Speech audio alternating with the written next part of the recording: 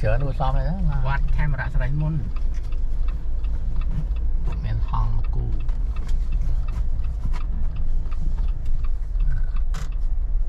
bạn ao chơi ao chơi vậy nọ miền lôi vậy miền đang miền khác vậy đó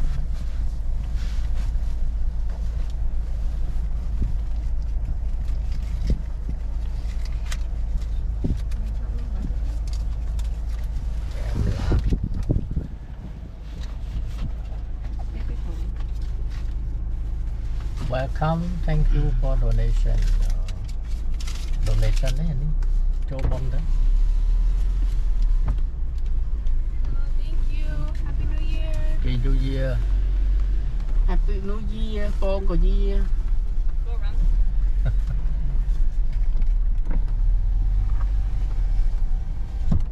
Ủa chứ nằm đang đo lan mà nữ bà trên tơ nào của chứ mày mua Can là dốc can nằm được chờ. bá Mình ở từ chợ chứ mà được. ôi đang trên mùi này đặt mua vô tao À là có hóm nữa mình. nè nè nó chơi nhỉ này Đi chạy đi thôi. Mình cũng không phục xe nào. Nó bỏ bên vô xong ra mình cái lành ra cho.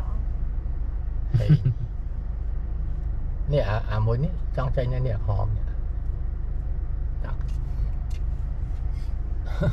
Khôi khôi.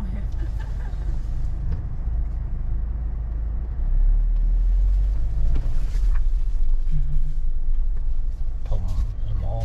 ca cho sạp đầm một của mình vừa nổ cái mình vừa đi tới á chỉ nó khơi nào ô ọt miền ăn cho mình Lo nan này à.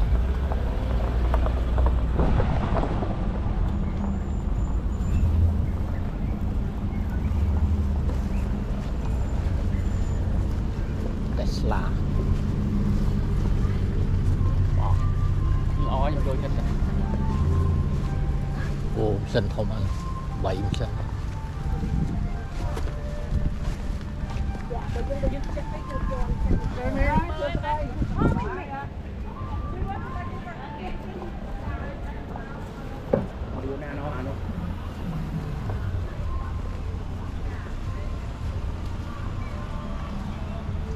na đây Ừ? trong cuối bằng ấy nhá lớn đủ cho Ủa, vậy là cái gì đó viên phát vậy? Hiện đi cảm ơn đôi trắng này lấy hiện đôi làng sạch hay sò. Là miền sạch ấy hiện sò. còn bây giờ tập cà phê trong hóa thì nó ăn tiêu hăng thì trong hồ xí đi đây cho mà tè Tu hơi. bài mòn Việc đó là vô với tu hơi đây à. bài mòn bài mòn á bài to tiền Yeah, bắt cho năm việc của bạn lấy tranh bây giờ.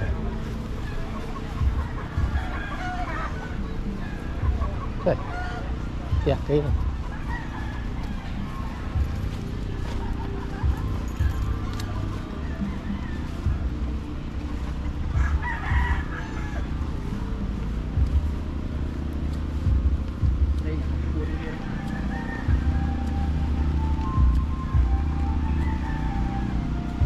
Là cái tranh cho bên hỏi này mà phải bao tăng phải không?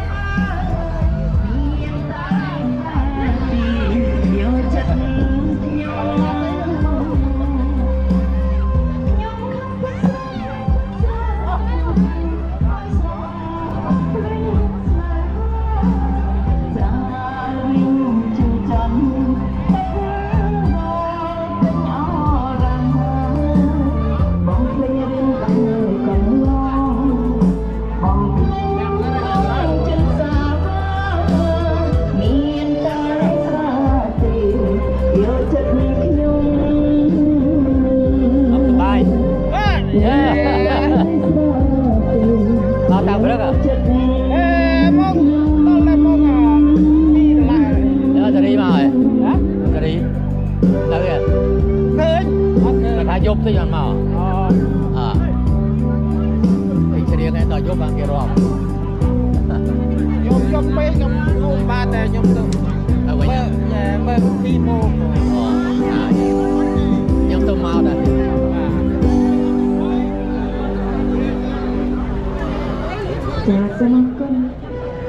ban mau bị trớt ấy người ba đuôi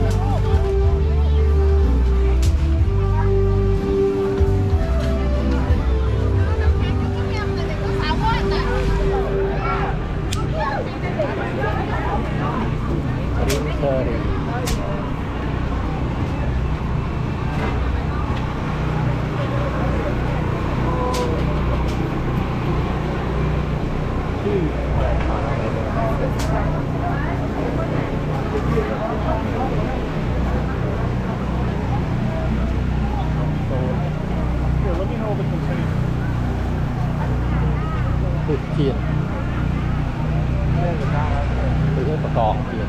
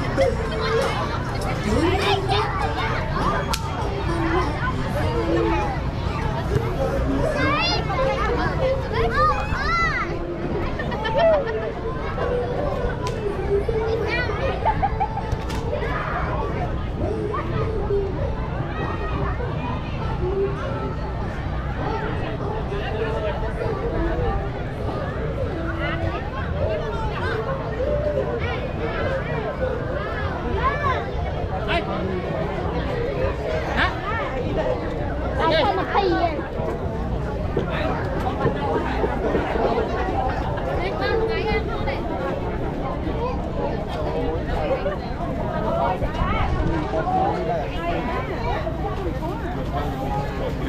Rất là đẹp cô.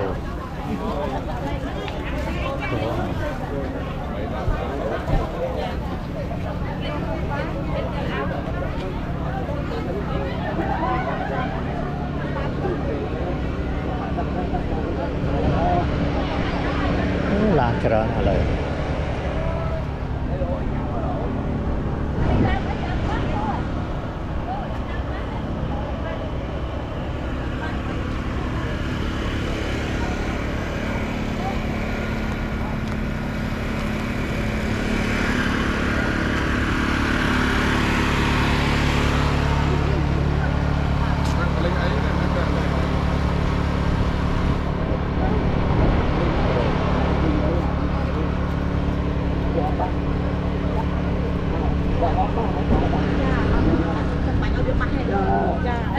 Ôi vô sát ở đây rồi, nghe thì bạch ở miền Bắc ta cũng bạch quay quay đô nào mà bạch.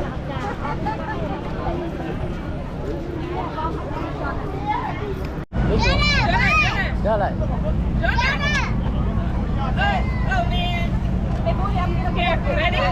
Đi big one, big one.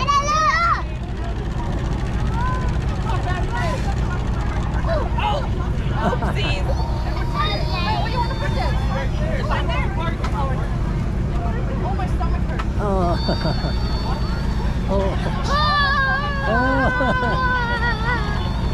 Big one.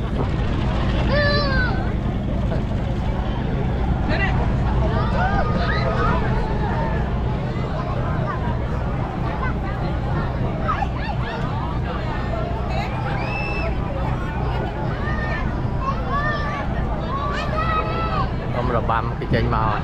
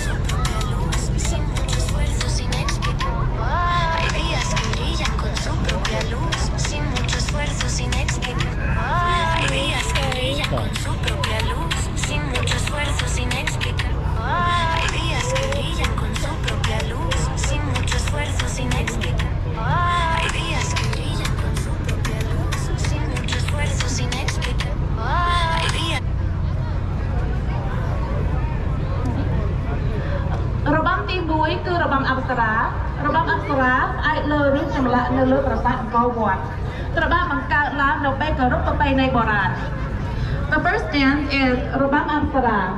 The Apsara dance is based on the sculptures on Angkor Wat was created to honor ancient traditions. It portrays Mira dressed in white for purity, dancing in a garden with her attendants. The golden flowers symbolize the happiness and well-being of the Cambodian people. Ladies and gentlemen, Robang Apsara.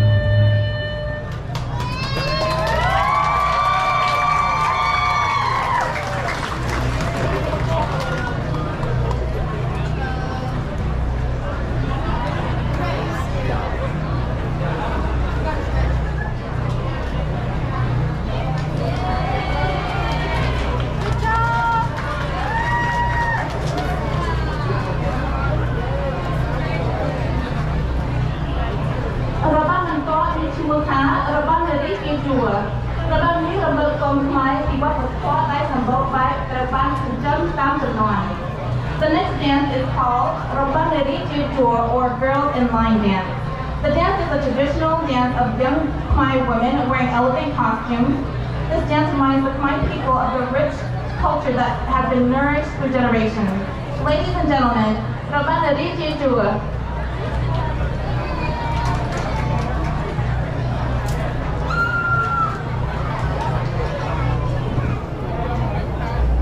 Thank you.